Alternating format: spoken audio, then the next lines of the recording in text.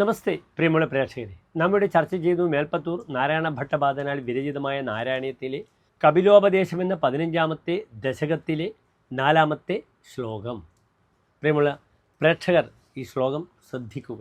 വിമലമതിരുപാത്തൈരാസനാദ്യൈർമദംഗം ഗരുഡസമധിരൂഢം ദിവ്യഭൂഷായുധാംഗം രുചിതുലിതതമാലം ശീലയേതാനുവേലം കപിലതനുരിതിത്വം ദേവഹൂത്യൈന്യഗാദീഹി.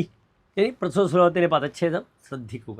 വിമലമതിഹി ഉപാത്തൈഹി ആസനാദ്യൈഹി മദംഗം ഗരുഡസമധിരൂഢം ദിവ്യഭൂഷായുധാംഗം രുചിതുലിതം തമാലം ശീലയേത അനുവേലം കപിലതനുഹു ഇതി ത്വം ദേവഹൂത്യൈ ന്യഗാദീഹി.